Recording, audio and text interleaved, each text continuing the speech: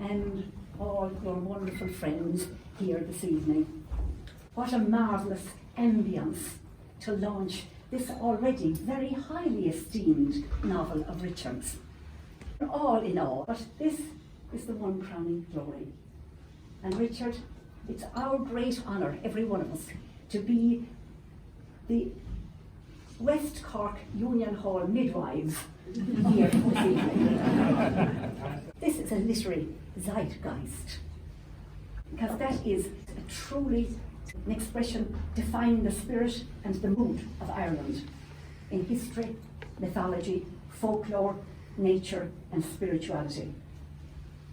The title, Salvage, Thor Hollis in Irish, nicer name than Salvage, nicer sounding name, Thor Hollis, sets the scene where elements of our culture are saved here before it's too late, which is the meaning of Salvage.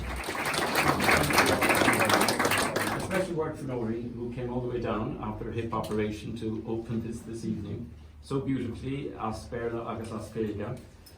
In the excerpt to the book, I cite Seamus Heaney's poem Portan Buki, which is about the sound of the sea coming in over the ocean of Blasket Islands and the fiddler taking the tune from the air. And the opening line is Ban on Sluashi, the woman who comes from beyond the waves. And Bridget was one of those women, and Nóirín, I think, is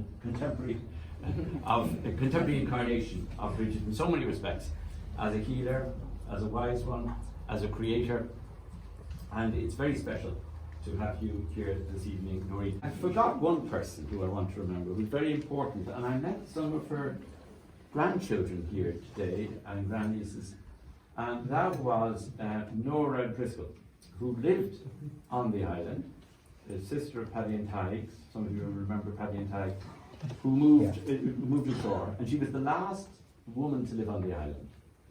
And I was giving a talk about 15 years ago at New York University, and at the end of it, a young man came up to me, and he said, I heard in the introduction you were from Cork, whereabouts in Cork? So I said, well, actually I'm living in West Cork now. And he said, whereabouts? And I said, it's sort of between Clonakilty and Skibbereen. And he said, whereabouts? And I said, well, it's closer to Lepp and Union Hall. And he said, whereabouts? And I said, well, it's kind of Cush, Cruneen, Ardra, Ballinatona. And he said, whereabouts? And I said, it's in Squints Bay, looking out on Rabbit Island.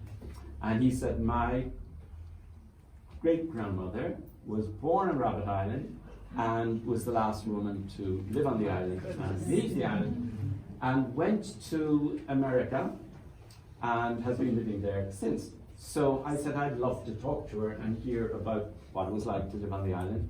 So he gave me her number. I rang her. I said, I'm going back to Boston tomorrow, so I can't meet her, but I'll ring her. And I rang her, and we had about a 10-minute conversation, because she was very hard of hearing. She was in her 90s. And she said to me a few things. She said, show me about lobstering, that she'd go with her father around the island, and they'd put down 30 pots. And they'd come, and they'd empty the pots on Clonatee in front of the houses, and then they'd go back again, and every pot would be full of lobsters. And they would be in a bucket. They didn't eat them because they were sick of them, but they could sell them. They had a good market in Skibbereen. Anyway, and she said she came to Brooklyn, and she never left it, but she said, I met the whole world in Brooklyn. And she said, my only regret was I promised my father I'd go back and visit him on the island, and I never did. And that was the only. So I said, look, I'd love to come and talk to you. And I got back to New York a month later, and she died. So I never heard her story, but in a way, although I never really thought of it, I'm maybe filling in the gaps, filling in the story that she might have told if she had lived to tell the tale.